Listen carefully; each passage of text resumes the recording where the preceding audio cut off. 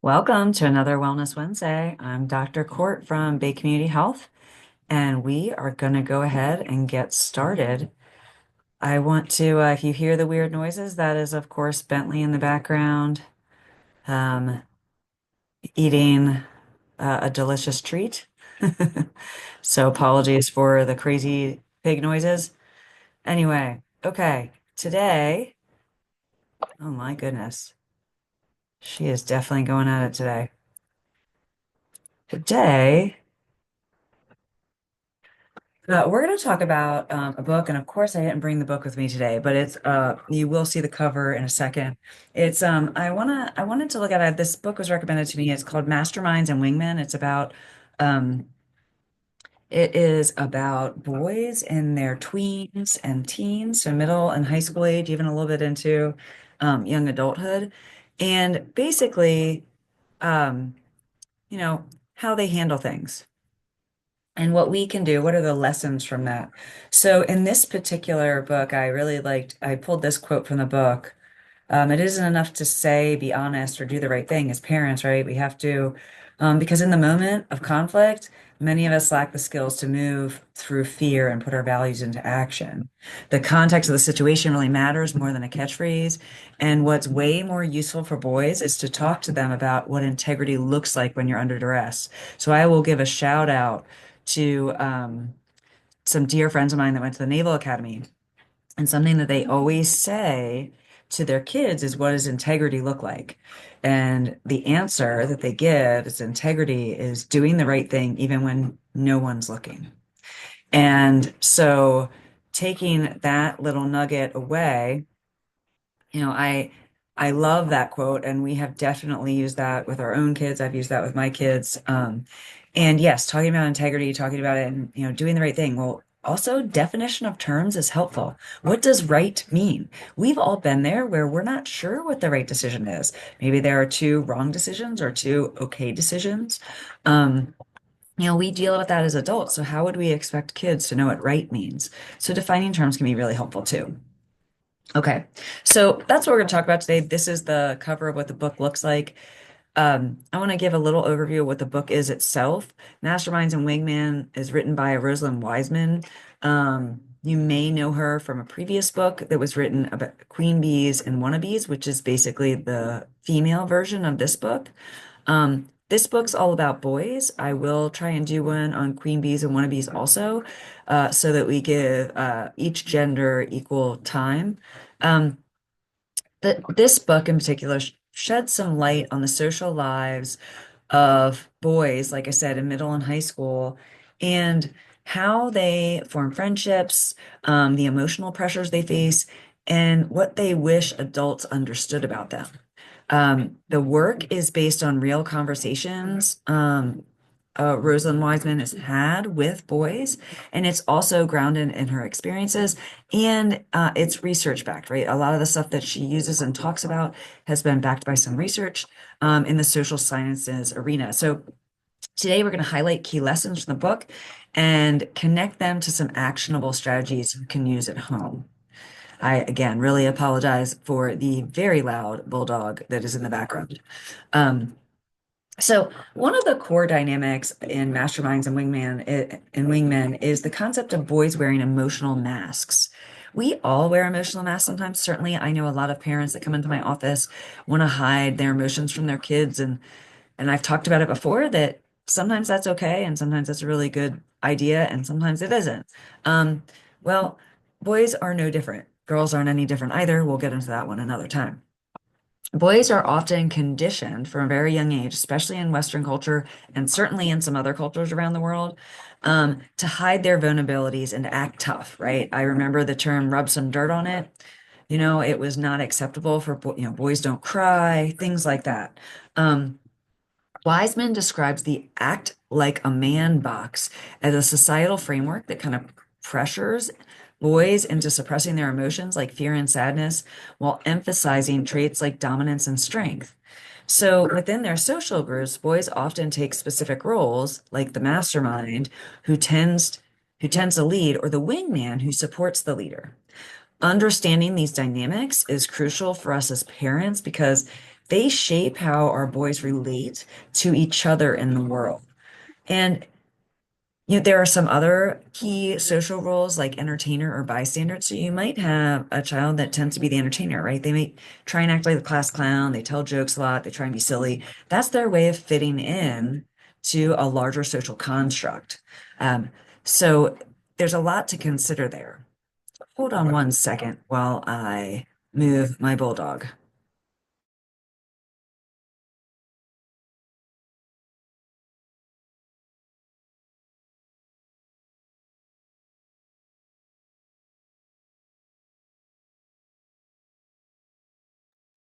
Okay, I'm back. Sorry about that. That noise was distracting to me, so it must have been distracting to you. Okay, so now that we know some roles that boys can play, the mastermind, the wingman, the bystander, the entertainer, that they take on, we want to look a little bit at understanding their friendships.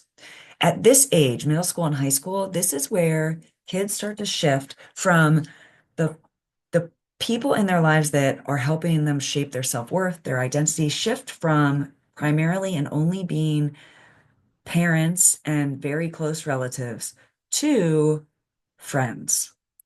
And friendships are a foundational role in how boys develop their identity and their emotional well-being. However, boys often communicate this differently than girls. They might bond through shared activities like playing video games or sports rather than verbal conversations. Often you can see when you look at males versus females, you will watch males sit side by side and look straight ahead and talk, where women often face in. And yes, I'm making gender stereotypes. This isn't always true, but this is true for the bell curve, right? For the vast majority in cultures like ours. So I want to again give that caveat that um, this is not true for every single person. There are plenty of boys that have a lot of effeminate qualities or may be uh, more empathetic, may face each other when talking, and that is okay. I'm doing this for the vast majority of the way boys are raised in the US.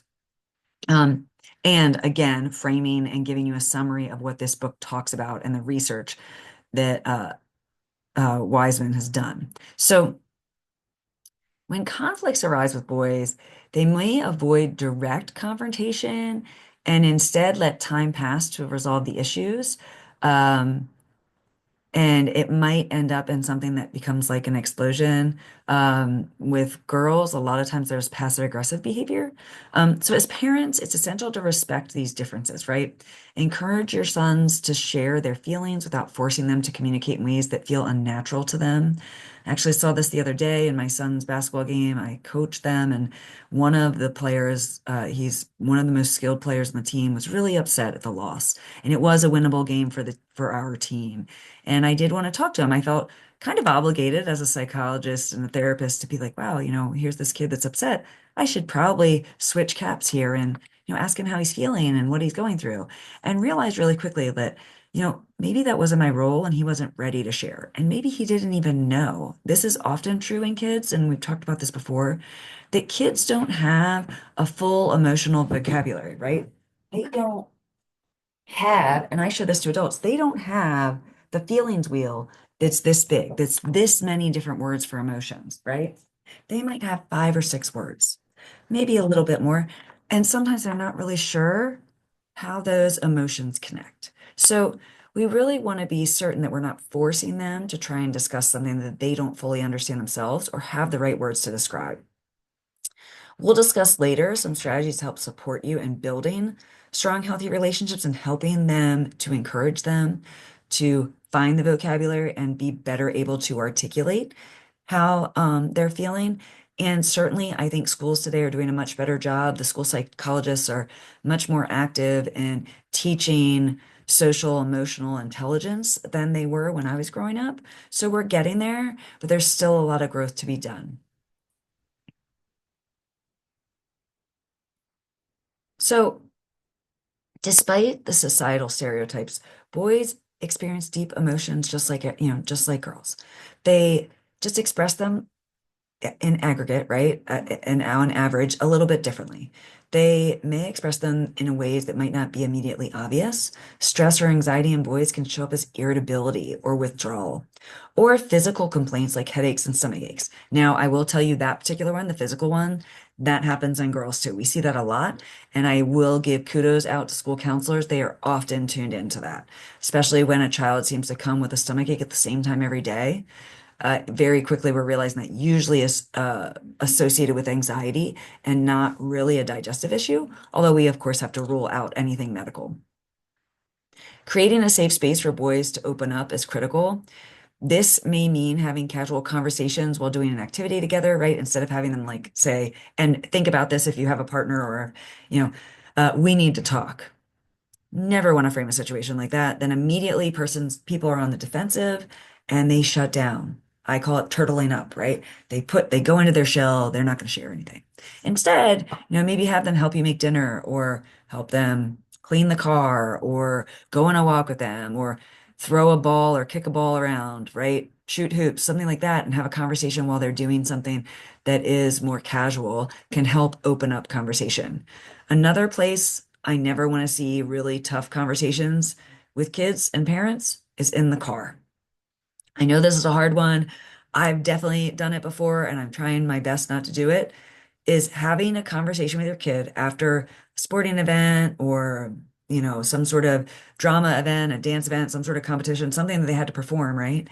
And on the way home, you talk to them about it. And oftentimes, because our brains are designed for this, we lead with things they could have done better. Maybe save that for another time. And now what I've tried to do better is, hey, how did that game feel today? How did you feel out there today? What do you think you did well? What do you think you learned from today's game? So those are some things you can talk about in the ride that will feel less judgmental because when you're in a car, you're in a place that you're stuck. So imagine you're on a flight, you're on a plane, and the flight attendant comes up to you and starts grilling you about all aspects of your life. You're going to feel trapped because you have nowhere to go. So that's how kids feel oftentimes in the car. So don't have any of these tough conversations in the car. Um, or at least don't always make the car the conversation place. Try to use that sparingly. Okay. Um, Another key approach is to have patience. And again, back to the nonviolent communication, communicate without judgment, saying, so the way you do that is you start conversations with observations. I noticed when this, then that, right? So to go back to the basketball example, I noticed when you know, you dribbled into pressure, into defense, it seems like you got a little freaked out. They might say, no, I didn't get freaked out, right? And then we talk about, oh, okay, well, what was happening there, right? Because you changed what you were doing, right? So starting with observations is really helpful um, to tell them that you notice something, and that's going to help validate that they feel seen, and will help them to open up to you. So we'll explore a little more how to create that safe environment and how to recognize when professional support might be needed. Okay, so let's talk about technology and gaming. It's a big part of boys' lives. For many, gaming is more than just a pastime. Certainly, we saw it during COVID, that it was a time for all kids to connect. It was one of the only ways they could connect. They would get on, Fortnite, and I'm not up to date with all of the many games that you can get online and talk to your friends while playing. Um, now that COVID's, the pandemic is under control, we get back together, but boys will still want to play video games together. And that's okay. That's a way that they create a social connection. Now, for most of you that have seen many of my videos, you know my stance on screens. I don't think it should be the only way. I think kicking the kids out and making them walk around in the woods or the yard or whatever is really important. You don't want them to be screens all the time. However, it's okay to allow some of this for them to hang out. Um, and a lot of what I've seen parents do is, especially if they have a friend come over, they say, hey, for the first hour, you all need to go outside and do something. Go throw a ball, bounce a ball, build a fort. Don't care. You got to be outside. Or for the first hour, you just need to be off the screen. And then for the last hour that your friend's over, you can play a video game. And that seems to be a good balance. I feel like that works out really well because the kids still get excited to share video games and share what they've learned, the secrets they've learned about some game or whatever. I also would say, as far as screen time goes, gaming can be a social connection with kids. Watching YouTube, not so much, or TikTok, not so much. So make sure you're making the distinction of getting on something and doing something together versus someone watching a screen with another person. Oftentimes, that's not as interactive and it doesn't create the social bonds that doing something, even a video game, can do together. So, you want to strike that balance between gaming and other responsibilities. You want to set clear boundaries around screen time, like I said, and alternative activities. You want to keep an eye out for signs that gaming might be becoming unhealthy, like significant changes in mood, and this can start very, very young. Um, you also want to notice about declining performance in school and making sure that you're setting boundaries about when they can game. I certainly have had to do this, not a boy, but my daughter. I had to set a boundary that, with her especially, that she was not allowed to get on any screen until her homework was done. Yes, that was a fight for a while. Now it's starting to become a habit. And for my son, it did become a habit. We set the same rule for him. So making sure you're setting boundaries with screen time is really helpful and not just using it as a I can't handle you anymore, so now you're free to use a screen because they will learn that that's what's happening and they will become more aggressive in making you irritable so that you give up and hand them the screen. So be careful with using that as a scapegoat for you. Um, so like I said, gaming isn't inherently bad and it can be used as a social connection for boys. We just want to make sure that we're using it in moderation. So let's talk about bullying and peer pressure. All kids in middle school and high school, most of us have gone through it. It's tough. Bullying and peer pressure are challenges that most every kid faces at some point. And boys often respond to bullying differently than girls. Sometimes they hide it out of fear of appearing weak. Um, as parents, it's important to teach boys how to stand up for themselves and other ways of expressing confidence or being an advocate without being aggressive, right? So I know there are still a lot of people out there that's, well, I'm going to teach my kid how to defend himself. Right. Teach them how to defend themselves in non-aggressive, violent ways first, right? If someone then tries to physically hurt them and they know how to defend themselves, and in my head, I'm thinking of martial arts, right? Martial arts are amazing at this. They teach you how to make movements that aren't inherently aggressive. It's how to use movement to defend yourself. And the aggression is kind of secondary. And martial arts are really beautiful in that way, that can teach people extreme control and use non-violent ways to resolve conflict before you go to violence. This is really tough for boys because we see a lot of violence, whether it's on the news or in any Marvel comic movie, right? Everyone's fighting all the time. And unfortunately, in all those movies, people rarely die, right? Someone gets beaten really badly and they're somehow managed to get up. In reality, and this is a conversation I've had with my son, and it's a good conversation to have, is explaining this isn't reality. If you punch someone in the face, you're likely to break bones in your own hand and break bones in their face. Like it's not without pain or consequence. People don't just hop back up with a scratch, right? So we want to really teach kids what the consequence is of being aggressive and what that really happens. And as they get older, they have to understand that assault is a real charge. And so they need to know and learn techniques to be diplomatic and non-aggressive first. Peer pressure can also lead boys to risky behavior because they want to try and fit in.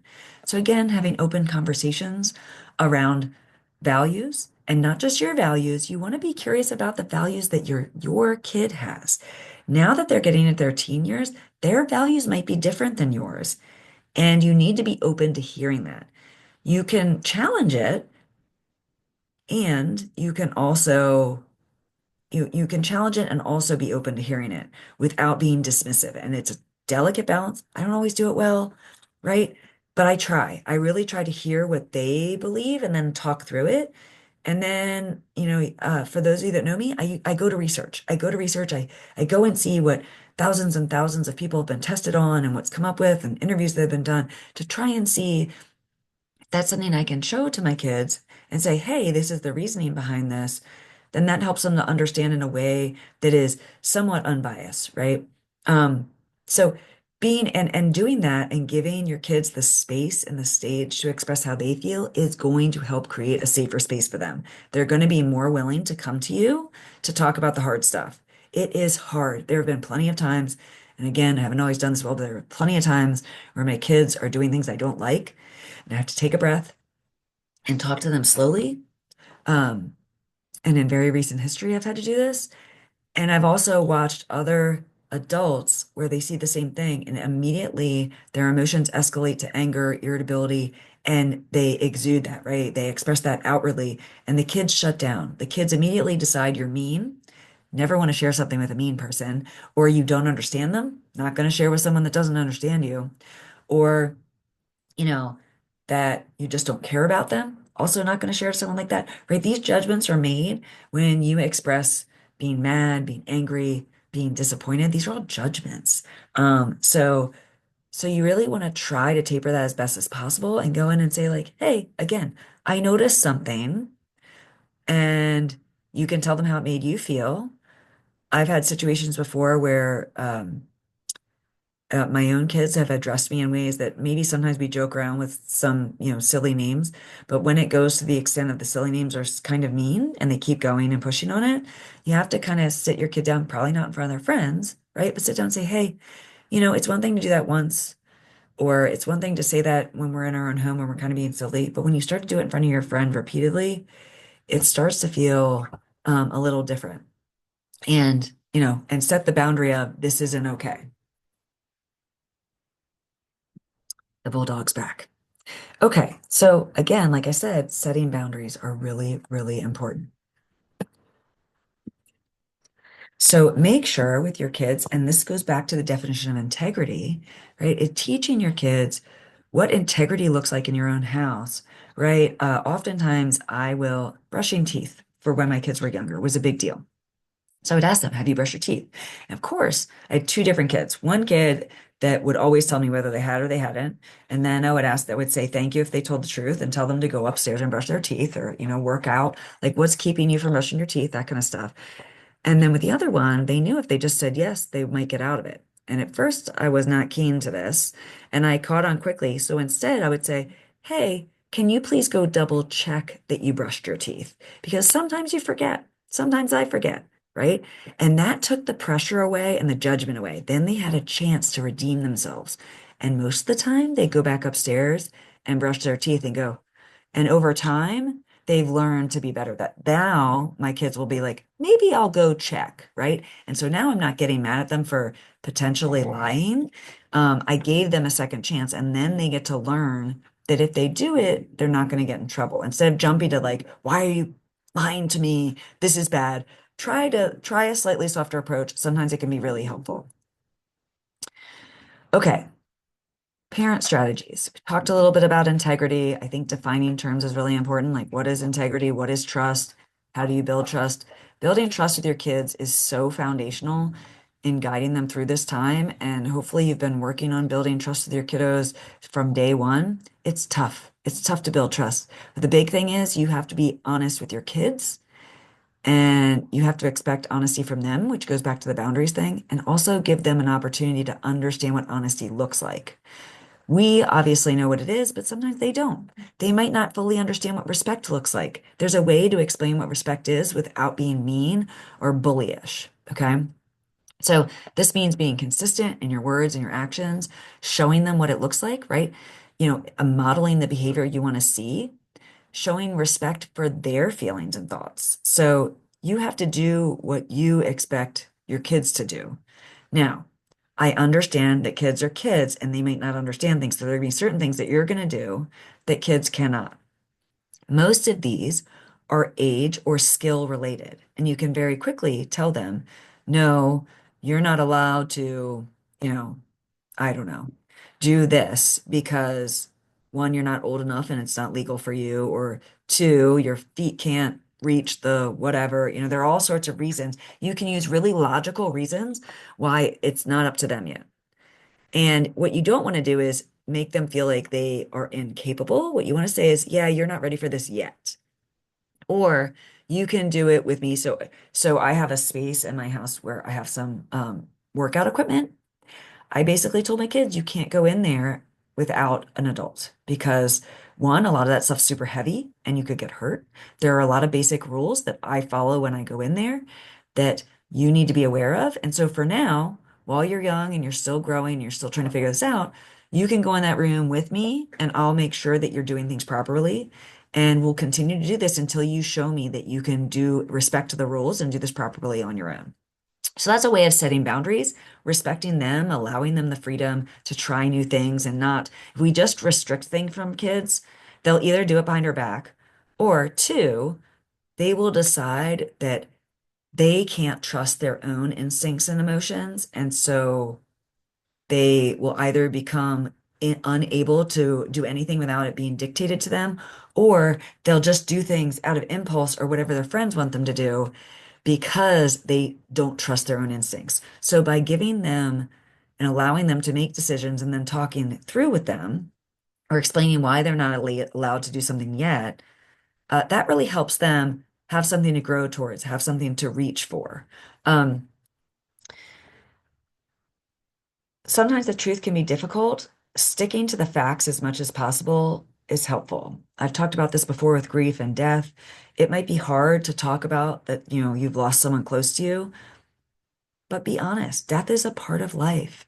And, kids see it all the time, expressing that it's not okay to, you know, rip the wings off an insect or whatever, things like that, because that's what they need to survive. Really walking them through why things exist. And honestly, it's been great for me because it really reminds me of where this rule came from or it made me more curious about different things. So it can be a real benefit to you too. So even when the truth's difficult, it's better to be truthful than to keep things from them or to lie to them about it. Um, so boys often learn a little bit differently. They learn a lot from observing. A lot of kids learn from observing. Boys especially do. So modeling that healthy, good behavior is going to be really important. Showing that you can manage your own stress. So when they see me do a big, long breath, they understand I'm trying to relax. Now my daughter asks, uh, why are you so irritated when I take the deep breath? And I'll kind of laugh and say, yeah, I am a little irritated. And this is a difficult truth point. I will tell them why I'm irritated. Be like, yeah, maybe I had a long day and you two are fighting with each other for no reason. And it's really bothering me. And I'm trying to figure out how to deal with it, right? Being honest. So that can often lead to really constructive conversations that help them work through it. Um, and this is also part of encouraging the independence. You want to encourage curiosity and independence. And part of that is going to be giving them ways to fail safely, which is part of creating that psychologically safe space. Allow them the first time they go on a bike, right? We usually put them in we put them in a helmet, we put them in knee pads, elbow pads. We have them go somewhere where it's fairly flat, right? They're going to fail safely. Like they're going to fall, but at least when they fall, they're not going to scrape with their knee too bad. They're on a flat surface, so they're not going to go overly fast, right? And you work them up to the harder stuff. Um, it's wintertime skiing. You don't put somebody on a black diamond their first time down the hill. You put them on the bunny slope, help them learn how to fall, help them learn how to use the skis and the poles and all those things. You give them spaces to feel safely. And you can do that when you're talking about emotions, allow them to feel safely. If they say, I hate you, I'm so angry, you can say, okay, I hear you. I'm really sorry you feel that way. Where's that coming from, right? Try not to take it personally and be curious with them. And eventually that's going to teach them to do the same thing. Um, Let them make some decisions. So something that we do with our kids, and this may work in your household or not, but we talk about grades. When I grew up, my parents were really strict about grades, and it seemed a little too strict to the point where I was in high school, I would break down and like have, basically the equivalent of panic attacks now that I look back at it, if I got a B. Um, yeah. So obviously I'm better now. But so I don't want to do that to my kids, right? I want them to really own what they do. And so we will, at the beginning of the marking period, ask them, what are the classes they're in, how they feel about them, and what grades after, and we'll give them a couple weeks to be in class and say, okay, what grade do you think you can get in this class? And they will come up with their own. Generally, they come up with the grades we would assign for them most of the time. Every once in a while, they say, oh, I don't know. And I've done this in my office too. Sometimes someone in my office will be like, oh, I don't think I can do better than a C. Like, okay, well, what makes you think you can't do better than a C? This is where you get curious. Oh, well, because I've never done better than a C in that. Okay, well, what are some things that you tried to do better? And then, you really get hard at why. Maybe they weren't doing their homework or they weren't paying attention or they were distracting people in the class, right? And you can help them remove barriers that allow them to do better. So maybe in that case, you can push them and say, like, hey, I believe in you. I think you can do a little bit better. You'll see really good coaches do that too, right? Well, you'll ask the kid, like, what do you think you're capable of doing? And then ask them how they get there. Okay.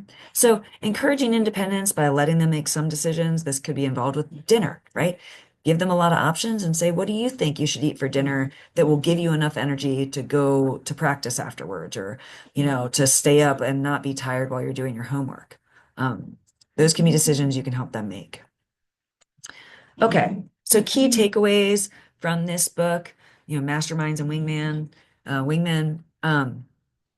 You know, first, boys are nuanced, right? Every boy is a little different, but there are some commonalities in these, teenage years. And the big thing is that they are highly um, connected to their friends and their friend groups. Those mean a lot to them. They are developing emotional and social needs, and they need to be able to talk through those and understand them.